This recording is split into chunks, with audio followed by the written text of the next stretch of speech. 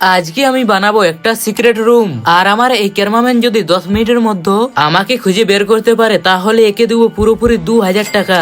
চ্যালেঞ্জটা শুরু হওয়ার সঙ্গে সঙ্গে আমি ক্যামেরাম্যানকে এক লাথি মেরে বাড়ি থেকে বের করে দিলাম। এরপর সে ছিপ নিয়ে চলে গেল 30 মিনিটের জন্য পুকুরে মাছ ধরতে।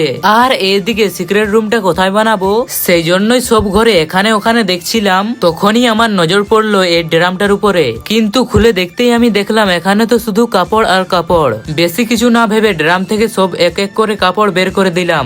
আর সিক্রেট রুমটা বেশি সুন্দর দেখাবার জন্য প্লে বাটন আর কিছু বেলুন দিয়ে ডেকোরেশন করলাম। সিক্রেট রুমটা ঠিক এই মতন লাগছিল। ক্যামেরাম্যান যাতে না খুঁজে পায় তার জন্য দাদা উপর থেকে কিছু কাঁথা দিয়ে ফেললো। ফাইনালি ক্যামেরাম্যান 30 মিনিট পর বাড়িতে এসে আর 10 মিনিটের মধ্যে গোটা বাড়িটাকে তন্ন তন্ন ভাবে খুঁজছিল।